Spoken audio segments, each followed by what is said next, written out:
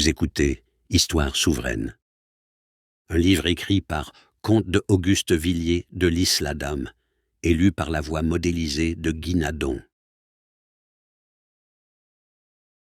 Introduction. Au poète Villiers de L'Isle-Adam. En respectueuse mémoire. Vera. À Madame la Comtesse d'Osmoy.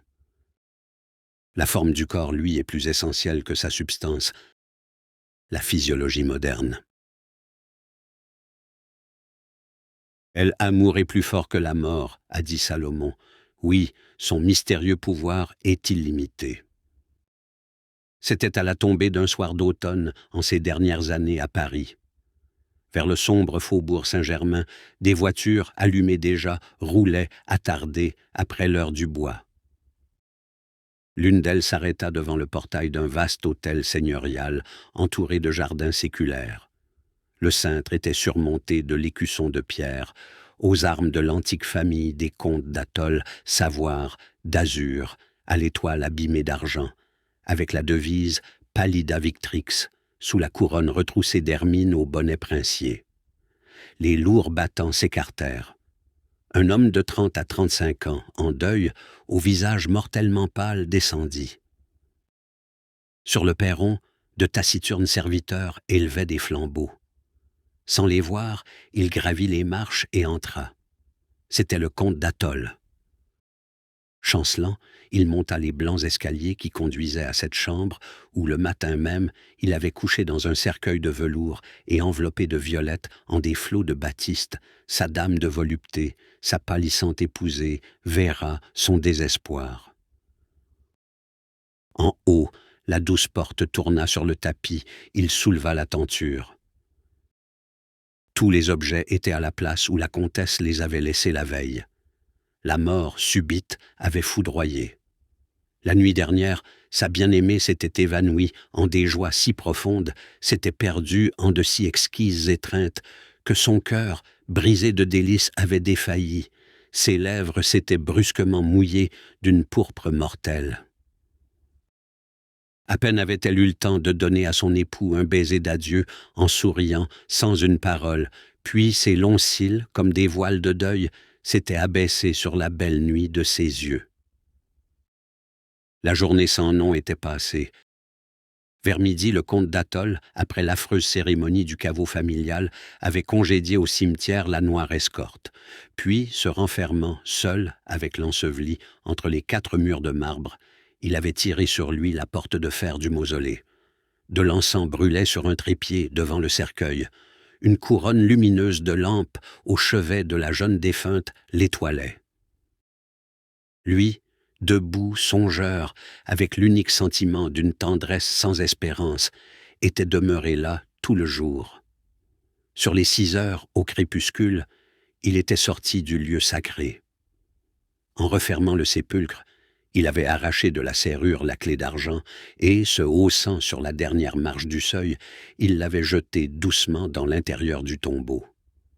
Il l'avait lancée sur les dalles intérieures par le trèfle qui surmontait le portail. Pourquoi ceci? À coup sûr, d'après quelques résolutions mystérieuses de ne plus revenir. Et maintenant, il revoyait la chambre veuve. La croisée, sous les vastes draperies de cachemire mauve brochées d'or, était ouverte. Un dernier rayon du soir illuminait, dans un cadre de bois ancien, le grand portrait de la trépassée. Le comte regarda autour de lui la robe jetée, la veille, sur un fauteuil. Sur la cheminée, les bijoux, le collier de perles, l'éventail à demi fermé, les lourds flacons de parfum qu'elle ne respirerait plus. Sur le lit d'ébène aux colonnes tordues, resté défait, auprès de l'oreiller où la place de la tête adorée et divine était visible encore au milieu des dentelles, il aperçut le mouchoir rougi de gouttes de sang où sa jeune âme avait battu de l'aile un instant, le piano ouvert, supportant une mélodie inachevée à jamais. Les fleurs indiennes cueillies par elle dans la serre et qui se mouraient dans de vieux vases de Saxe, et au pied du lit, sur une fourrure noire, les petites mules de velours oriental sur lesquelles une devise rieuse de Vera brillait, brodée en perles, « Qui verra, verra, l'aimera ». Les pieds nus de la bien-aimée y jouaient hier matin, baisés à chaque pas par le duvet des cygnes. Et là, dans l'ombre, la pendule, dont il avait brisé le ressort pour qu'elle ne sonnât plus d'autres heures. Ainsi elle était partie. Où donc? Vivre maintenant. Pourquoi faire? C'était impossible, absurde.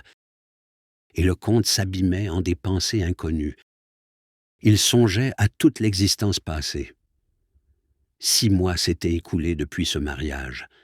N'était-ce pas à l'étranger, au bal d'une ambassade, qu'il l'avait vue pour la première fois? Oui. Cet instant ressuscitait devant ses yeux, très distinct. Elle lui apparaissait là, radieuse. Ce soir-là, leurs regards s'étaient rencontrés. Ils s'étaient reconnus, intimement, de pareille nature, et devant s'aimer à jamais. Les propos décevants, les sourires qui observent, les insinuations, toutes les difficultés que suscite le monde pour retarder l'inévitable félicité de ceux qui s'appartiennent, s'étaient évanouis devant la tranquille certitude qu'ils eurent, à l'instant même, l'un de l'autre.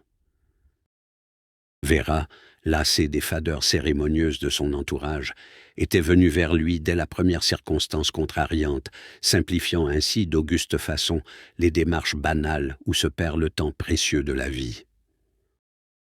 Oh, comme aux premières paroles, les vaines appréciations des indifférents à leur égard leur semblèrent une envolée d'oiseaux de nuit rentrant dans les ténèbres. Quels sourires ils échangèrent, quel ineffable embrassement! Cependant leur nature était des plus étranges en vérité. C'étaient 2 êtres doués de sens merveilleux, mais exclusivement terrestres. Les sensations se prolongeaient en eux avec une intensité inquiétante. Ils s'y oubliaient eux-mêmes à force de les éprouver. Par contre, certaines idées, celles de l'âme, par exemple, de l'infini, de Dieu même, étaient comme voilées à leur entendement. La foi d'un grand nombre de vivants aux choses surnaturelles n'était pour eux qu'un sujet de vagues étonnements, lettres closes dont ils ne se préoccupaient pas, n'ayant pas qualité pour condamner ou justifier. Aussi, reconnaissant bien que le monde leur était étranger, ils s'étaient isolés, aussitôt leur union, dans ce vieux et sombre hôtel où l'épaisseur des jardins amortissait les bruits du dehors. Là, les 2 amants s'ensevelirent dans l'océan de ces joies languides et perverses, où l'esprit se mêle à la chair mystérieuse. Ils épuisèrent la violence des désirs, les frémissements et les tendresses éperdues. Ils devinrent le battement de l'être l'un de l'autre. En eux, l'esprit pénétrait si bien le corps que leur forme leur semblait intellectuelle et que les baisers, mailles brûlantes, les enchaînaient dans une fusion idéale. Long éblouissement. Tout à coup le charme se rompait, l'accident terrible les désunissait, leurs bras s'étaient désenlacés. Quelle ombre lui avait pris sa chair morte? Morte, non. Est-ce que l'âme des violoncelles est emportée dans le cri d'une corde qui se brise? Les heures passèrent. Il regardait par la croisée la nuit qui s'avançait dans les cieux, et la nuit lui apparaissait personnelle. Elle lui semblait une reine marchant avec mélancolie dans l'exil, et l'agrafe de diamants de sa tunique de deuil, Vénus seule, brillait au-dessus des arbres, perdue au fond de l'azur. « C'est Véra, pensa-t-il. À ce nom prononcé tout bas, il tressaillit en homme qui s'éveille, puis, se dressant, il regarda autour de lui. Les objets dans la chambre étaient maintenant éclairés par une lueur jusqu'alors imprécise, celle d'une veilleuse, bleuissant les ténèbres, et que la nuit, montée au firmament, faisait apparaître ici comme une autre étoile. C'était la veilleuse, aux senteurs d'encens, d'un iconostase, reliquaire familial de Véra. Le triptyque, d'un vieux bois précieux, était suspendu par sa sparterie russe, entre la glace et le tableau. Un reflet des ors de l'intérieur tombait, vacillant sur le collier, parmi les joyaux de la cheminée. Le plein nimbe de la Madone en habit de ciel brillait, rosacé de la croix byzantine, dont les fins et rouges linéaments fondus dans le reflet ombraient d'une teinte de sang l'Orient ainsi allumé des perles. Depuis l'enfance, Vera plaignait de ses grands yeux le visage maternel et si pur de l'héréditaire Madone, et de sa nature, hélas, ne pouvant lui consacrer qu'un superstitieux amour, le lui offrait parfois, naïve, pensivement, lorsqu'elle passait devant la veilleuse. Le comte, à cette vue, touché de rappels douloureux jusqu'au plus secret de l'âme, se dressa, souffla vite la lueur sainte et, à tâtons, dans l'ombre, étendant la main vers une torsade, sonna. Un serviteur parut. C'était un vieillard vêtu de noir. Il tenait une lampe qu'il posa devant le portrait de la comtesse. Lorsqu'il se retourna, ce fut avec un frisson de superstitieuse terreur qu'il vit son maître debout et souriant comme si rien ne se fût passé. « Raymond, dit tranquillement le comte, ce soir nous sommes accablés de fatigue, la comtesse et moi. Tu serviras le souper vers 10 heures. À propos, nous avons résolu de nous isoler davantage ici dès demain. Aucun de mes serviteurs, hors toi, ne doit passer la nuit dans l'hôtel. Tu leur remettras les gages de 3 années et qu'ils se retirent. Puis tu fermeras la barre du portail, tu allumeras les flambeaux en bas dans la salle à manger, tu nous suffiras. Nous ne recevrons personne à l'avenir. » Le vieillard tremblait et le regardait attentivement. Le comte alluma un cigare et descendit au jardin. Le serviteur pensa d'abord que la douleur trop lourde, trop désespérée, avait égaré l'esprit de son maître. Il le connaissait depuis l'enfance. Il comprit à l'instant que le heurt d'un réveil trop soudain pouvait être fatal à ce somnambule. Son devoir d'abord était le respect d'un tel secret. Il baissa la tête, une complicité dévouée à ce religieux rêve, obéir, continuer de les servir sans tenir compte de la mort. Quelle étrange idée! Tiendrait-elle une nuit? Demain, hélas! Ah, qui savait? Peut-être. Projet sacré après tout. De quel droit réfléchissait-il? Il sortit de la chambre, exécuta les ordres à la lettre, et le soir même, l'insolite existence commença. Il s'agissait de créer un mirage terrible. La gêne des premiers jours s'effaça vite. Raymond, d'abord avec stupeur, puis par une sorte de déférence et de tendresse, s'était ingénié si bien à être naturel que 3 semaines ne s'étaient pas écoulées qu'il se sentit, par moments, presque dupe lui-même de sa bonne volonté. L'arrière-pensée pâlissait. Parfois, éprouvant une sorte de vertige, il eut besoin de se dire que la comtesse était positivement défunte. Il se prenait à ce jeu funèbre et oubliait à chaque instant la réalité. Bientôt, il lui fallut plus d'une réflexion pour se convaincre et se ressaisir. Il vit bien qu'il finirait par s'abandonner tout entier au magnétisme effrayant dont le comte pénétrait peu à peu l'atmosphère autour d'eux. Il avait peur, une peur indécise, douce. D'athol, en effet, vivait absolument dans l'inconscience de la mort de sa bien-aimée. Il ne pouvait que la trouver toujours présente, tant la forme de la jeune femme était mêlée à la sienne. Tantôt, sur un banc du jardin, les jours de soleil, il lisait à haute voix les poésies qu'elle aimait. Tantôt, le soir, auprès du feu, les 2 tasses de thé sur un guéridon, il causait avec l'illusion souriante, assise à ses yeux sur l'autre fauteuil. Les jours, les nuits, les semaines s'envolèrent. Ni l'un ni l'autre ne savait ce qu'ils accomplissaient. Et des phénomènes singuliers se pressaient maintenant où il devenait difficile de distinguer le point où l'imaginaire et le réel étaient identiques. Une présence flottait dans l'air, une forme s'efforçait de transparaître, de se tramer sur l'espace devenu indéfinissable. D'athol vivait double, en illuminé. Un visage doux et pâle, entrevu comme l'éclair, entre 2 clins d'yeux, un faible accord frappé au piano tout à coup, un baiser qui lui fermait la bouche au moment où il allait parler, des affinités de pensée féminine qui s'éveillaient en lui en réponse à ce qu'il disait, un dédoublement de lui-même tel qu'il sentait, comme en un brouillard fluide, le parfum vertigineusement doux de sa bien-aimée auprès de lui, et la nuit, entre la veille et le sommeil, des paroles entendues très bas, tout l'avertissait. C'était une négation de la mort élevée enfin à une puissance inconnue. Une fois, Datoll la sentit et la vit si bien auprès de lui qu'il la prit dans ses bras, mais ce mouvement la dissipa. « Enfin !» murmura-t-il en souriant. Et il se rendormit comme un amant boudé par sa maîtresse rieuse et ensommeillée. Le jour de sa fête, il plaça, par plaisanterie, une immortelle dans le bouquet qu'il jeta sur l'oreiller de Véra. « Puisqu'elle se croit morte, dit-il. Grâce à la profonde et toute-puissante volonté de M. Datoll, qui, à force d'amour, forgeait la vie et la présence de sa femme dans l'autel solitaire, cette existence avait fini par devenir d'un charme sombre et persuadeur. Raymond lui-même n'éprouvait plus aucune épouvante, s'étant graduellement habitué à ces impressions. Une robe de velours noir aperçut au détour d'une allée, une voix rieuse qui l'appelait dans le salon. Un coup de sonnette le matin, à son réveil, comme autrefois. Tout cela lui était devenu familier. On eût dit que la morte jouait à l'invisible, comme une enfant. Elle se sentait aimée tellement, c'était bien naturel.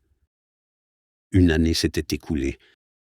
Le soir de l'anniversaire, le comte, assis auprès du feu, dans la chambre de Véra, venait de lui lire un fabliau florentin, Callimaque. Il ferma le livre, puis, en se versant du thé, « Douchka, dit-il, te souviens-tu de la vallée des Roses, des bords de la Lanne, du château des Quatre Tours? Cette histoire te les a rappelés, n'est-ce pas ?» Il se leva, et, dans la glace bleuâtre, il se vit plus pâle qu'à l'ordinaire. Il prit un bracelet de perles dans une coupe et regarda les perles attentivement. Véra ne les avait-elle pas ôtées de son bras, tout à l'heure, avant de se dévêtir? Les perles étaient encore tièdes et leur orient plus adouci, comme par la chaleur de sa chair.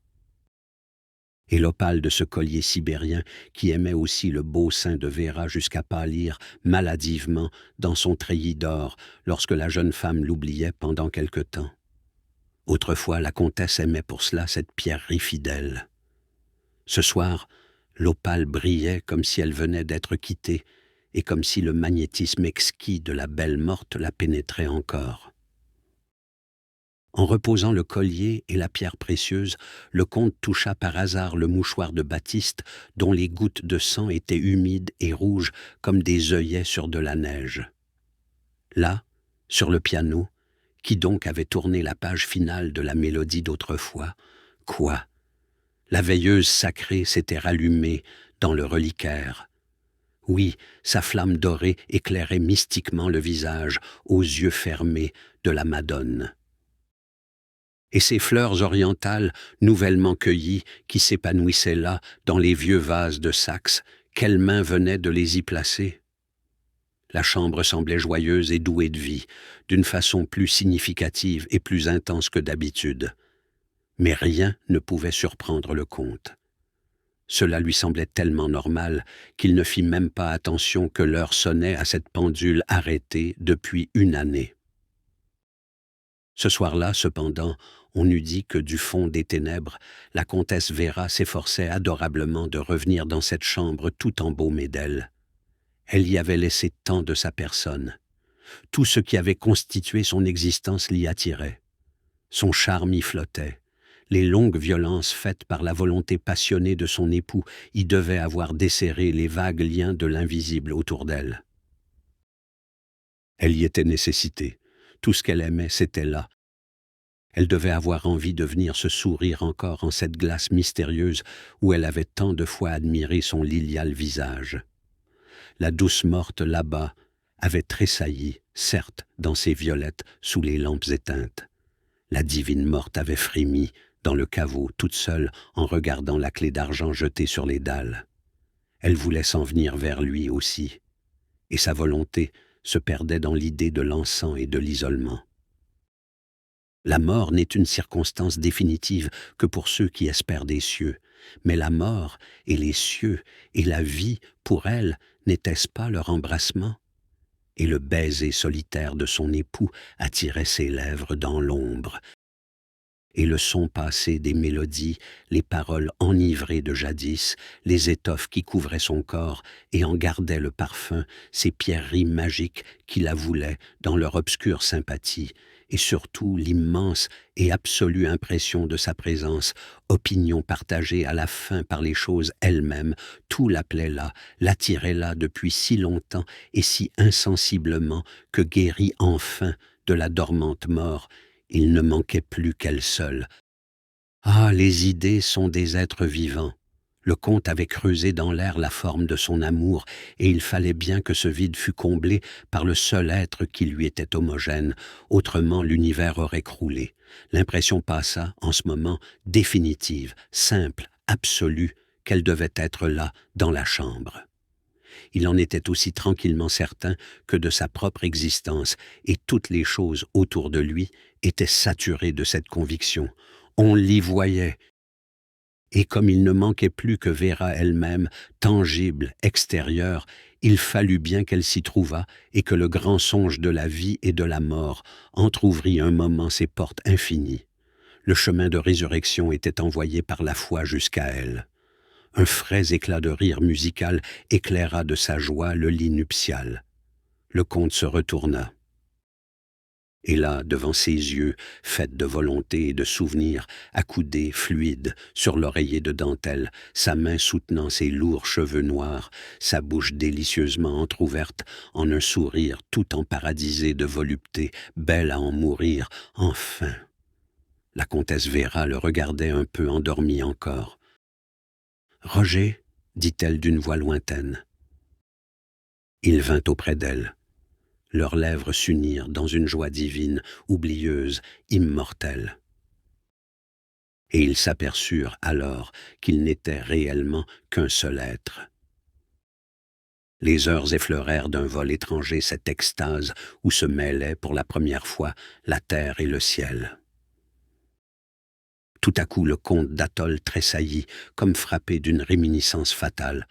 « Ah, maintenant je me rappelle, dit-il, qu'ai-je donc? Mais tu es morte. » À l'instant même, à cette parole, la mystique veilleuse de l'iconostase s'éteignit.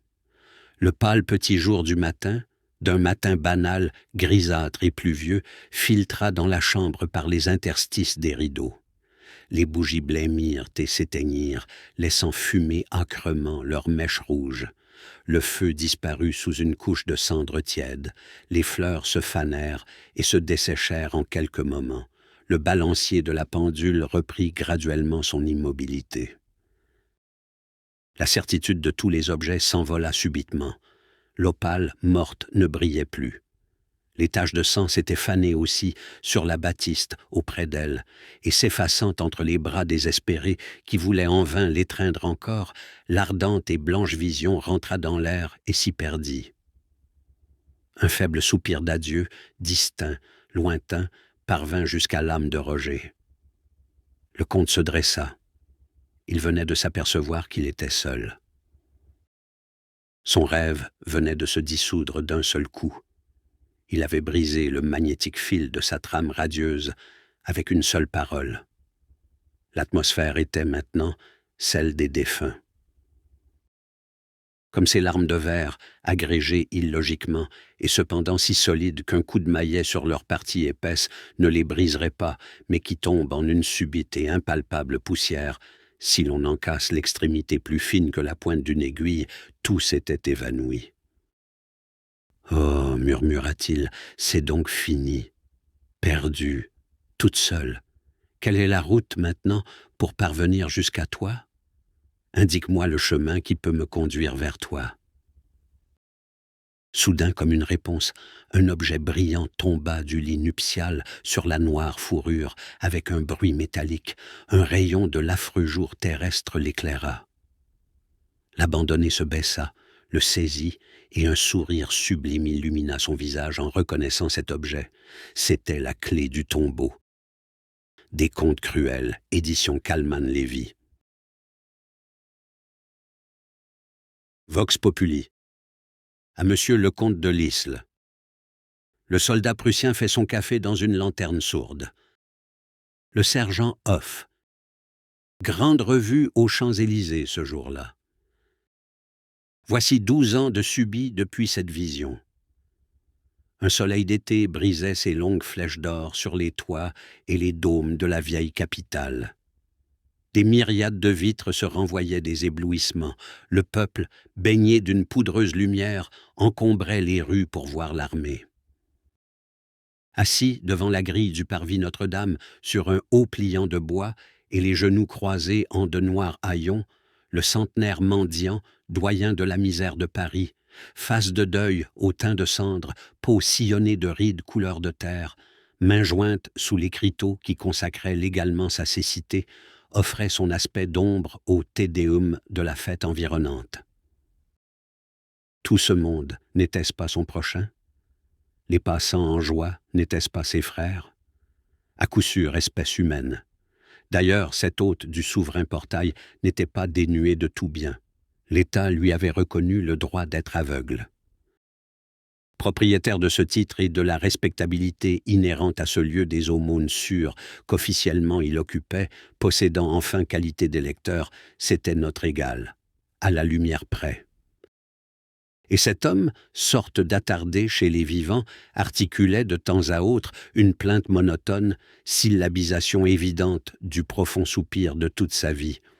« Prenez pitié d'un pauvre aveugle, s'il vous plaît. » Autour de lui, sous les puissantes vibrations tombées du beffroi, dehors, là-bas, au-delà du mur de ses yeux, des piétinements de cavalerie et, par éclats, des sonneries aux chants, des acclamations mêlées aux salves des invalides, aux cris fiers des commandements, des bruissements d'acier, des tonnerres de tambours scandant des défilés interminables d'infanterie, toute une rumeur de gloire lui arrivait.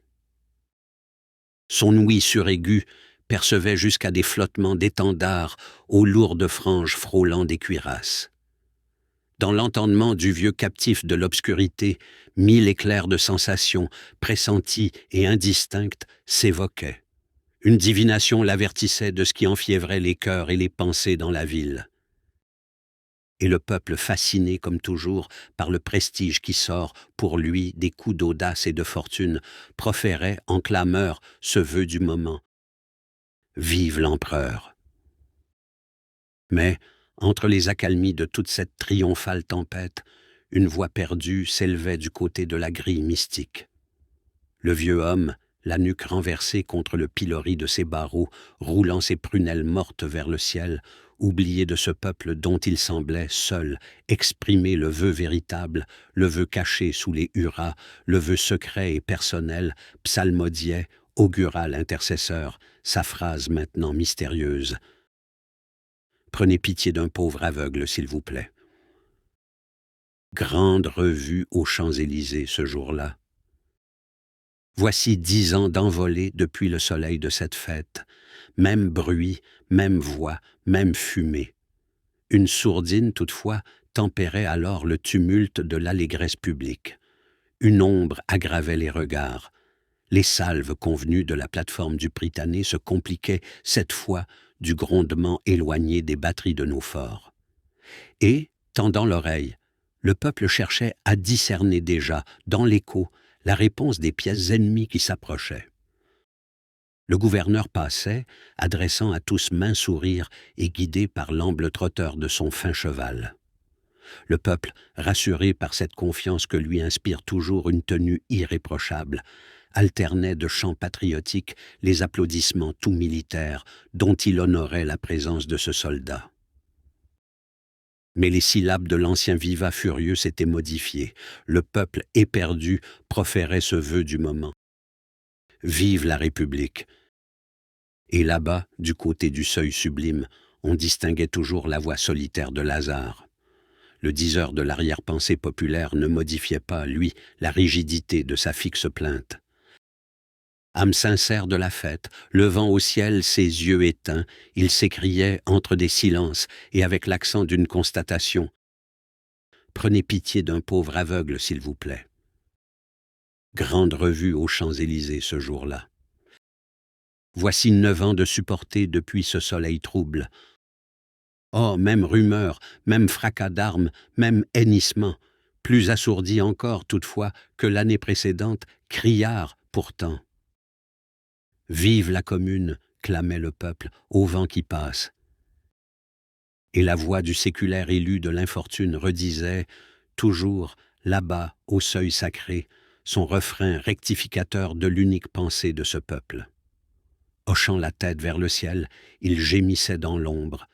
« Prenez pitié d'un pauvre aveugle, s'il vous plaît. » Et 2 lunes plus tard, alors qu'aux dernières vibrations du tocsin, le généralissime des forces régulières de l'État passait en revue ses 200 000 fusils, hélas, encore fumant de la triste guerre civile, le peuple terrifié criait en regardant brûler au loin les édifices. « Vive le maréchal !» Là-bas, du côté de la salubre enceinte, l'immuable voix, la voix du vétéran de l'humaine misère, répétait sa machinalement douloureuse et impitoyable obsécration. « Prenez pitié d'un pauvre aveugle, s'il vous plaît. » Et depuis, d'année en année, de revues en revues, de vocifération en vocifération, quel que fût le nom jeté au hasard de l'espace par le peuple en ses vivats, ceux qui écoutent attentivement les bruits de la terre ont toujours distingué, au plus fort des révolutionnaires clameurs et des fêtes belliqueuses qui s'ensuivent, la voix lointaine, la voix vraie, l'intime voix du symbolique mendiant terrible. Du veilleur de nuit criant l'heure exacte du peuple, de l'incorruptible factionnaire de la conscience des citoyens, de celui qui restitue intégralement la prière occulte de la foule et en résume le soupir. Pontife inflexible de la fraternité, ce titulaire autorisé de la cécité physique n'a jamais cessé d'implorer, en médiateur inconscient, la charité divine pour ses frères de l'intelligence. Et lorsqu'enivré de fanfares, de cloches et d'artillerie, le peuple, troublé par ces vacarmes flatteurs, essaye en vain de se masquer à lui-même son vœu véritable, sous n'importe quelle syllabe mensongèrement enthousiaste, le mendiant, lui, la face au ciel, les bras levés, à tâtons, dans ces grandes ténèbres, se dresse au seuil éternel de l'Église, et d'une voix de plus en plus lamentable, mais qui semble porter au-delà des étoiles, continue de crier sa rectification de prophète. « Prenez pitié d'un pauvre aveugle, s'il vous plaît. » Des contes cruels, édition Kalman-Levy. Duke of Portland. À Monsieur Henry Laluberne. Gentlemen, you are welcome to Elsinore. Shakespeare, Hamlet. Attends-moi là, je ne manquerai pas, certes, de te rejoindre dans ce creux vallon. L'évêque Hall. Sur la fin de ces dernières années, à son retour du Levant, Richard, duc de Portland, le jeune lord jadis célèbre dans toute l'Angleterre pour ses fêtes de nuit, ses victorieux pur-sang, sa science de boxeur, ses chasses au renard, ses châteaux, sa fabuleuse fortune, ses aventureux voyages et ses amours avaient disparu brusquement. Une seule fois, un soir, on avait vu son séculaire carrosse doré traverser, store baissé, au triple galop et entouré de cavaliers portant des flambeaux, Hyde Park. Puis, réclusion aussi soudaine qu'étrange, le duc s'était retiré dans son familial manoir. Il s'était fait l'habitant solitaire de ce massif manoir à créneaux, construit en de vieux âges au milieu de sombres jardins et de pelouses boisées sur le cap de Portland. Là pour tout voisinage un feu rouge qui éclaire à toute heure à travers la brume les lourds steamers tanguant au large et entrecroisant leurs lignes de fumée sur l'horizon. Une sorte de sentier, en pente vers la mer, une sinueuse allée creusée entre des étendues de roches et bordée tout au long de pins sauvages, ouvre en bas ses lourdes grilles dorées sur le sable même de la plage, immergée aux heures du reflux. Sous le règne de Henri VI, des légendes se dégagèrent de ce château fort, dont l'intérieur, au jour des vitraux, resplendit de richesses féodales. Sur la plateforme qui en relie les 7 tours veille encore, entre chaque embrasure, ici, un groupe d'archers, là, quelques chevaliers de pierre sculptés au temps des croisades dans des attitudes de combat. La nuit, ces statues, dont les figures maintenant effacées par les lourdes pluies d'orage et les frimas de plusieurs centaines d'hivers sont d'expression maintes fois changées par les retouches de la foudre, offrent un aspect vague qui se prête aux plus superstitieuses visions. Et lorsque, soulevés en masse multiforme par une tempête, les flots se ruent dans l'obscurité contre le promontoire de Portland, l'imagination du passant perdu qui se hâte sur les grèves, aidé, surtout, des flammes versées par la lune à ses ombres granitiques, peut songer, en face de ce castel, à quelque éternel assaut soutenu par une héroïque garnison d'hommes d'armes fantômes contre une légion de mauvais esprits. Que signifiait cet isolement de l'insoucieux seigneur anglais? Subissait-il quelque attaque de spleen? Lui, ce cœur si natalement joyeux, impossible. Quelque mystique influence apportée de son voyage en Orient? Peut-être. L'on s'était inquiété à la cour de cette disparition. Un message de Westminster avait été adressé par la reine au Lord invisible. Accoudée auprès d'un candélabre, la reine Victoria s'était attardée ce soir-là en audience extraordinaire. À côté d'elle, sur un tabouret d'ivoire, était assise une jeune liseuse, Miss Helena H. Une réponse, scellée de noir, arriva de la part de Lord Portland. L'enfant, ayant ouvert le pli ducal, parcourut de ses yeux bleus, souriante lueur de ciel, le peu de lignes qu'il contenait. Tout à coup, sans une parole, elle le présenta, paupières fermées, à Sa Majesté. La reine lut donc, elle-même, en silence. Au premier mot, son visage, d'habitude impassible, parut s'empreindre d'un grand étonnement triste. Elle tressaillit même, puis, muette, approcha le papier des bougies allumées. Laissant tomber ensuite, sur les dalles, la lettre qui se consumait, « Milord, dit-elle à ceux des pairs qui se trouvaient présents à quelques pas, vous ne reverrez plus notre cher duc de Portland. Il ne doit plus siéger au Parlement, nous l'en dispensons par un privilège nécessaire. Que son secret soit gardé, ne vous inquiétez plus de sa personne et que nul de ses hôtes ne cherche jamais à lui adresser la parole. » Puis, congédiant d'un geste le vieux courrier du château, « Vous direz au duc de Portland ce que vous venez de voir et d'entendre, ajouta-t-elle après un coup d'œil sur les cendres noires de la lettre. Sur ces paroles mystérieuses, Sa Majesté s'était levée pour se retirer en ses appartements. Toutefois, à la vue de sa liseuse demeurée immobile et comme endormie, la joue appuyée sur son jeune bras blanc posé sur les moires pourpres de la table, la reine, surprise encore, murmura doucement « On me suit, Helena ?» La jeune fille, persistant dans son attitude, on s'empressa auprès d'elle. Sans qu'aucune pâleur eût décelé son émotion, un lys, comment pâlir, elle s'était évanouie. Une année après les paroles prononcées par Sa Majesté, pendant une orageuse nuit d'automne, les navires de passage à quelques lieues du cap de Portland virent le manoir illuminé. Oh, ce n'était pas la première des fêtes nocturnes offertes à chaque saison par le lord absent. Et l'on en parlait car leur sombre excentricité touchait au fantastique, le duc n'y assistant pas. Ce n'était pas dans les appartements du château que ces fêtes étaient données. Personne n'y entrait plus. Lord Richard, qui habitait solitairement le donjon même, paraissait les avoir oubliés.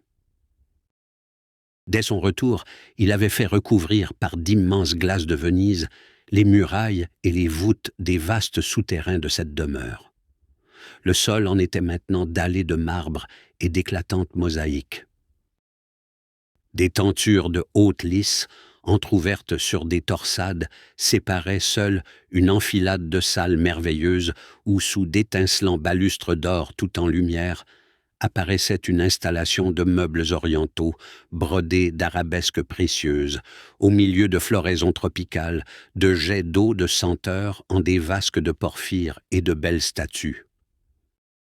Là, sur une amicale invitation du châtelain de Portland, au regret d'être absent, toujours, se rassemblait une foule brillante, toute l'élite de la jeune aristocratie de l'Angleterre, des plus séduisantes artistes ou des plus belles insoucieuses de la gentry. Lord Richard était représenté par l'un de ses amis d'autrefois, et il se commençait alors une nuit princièrement libre.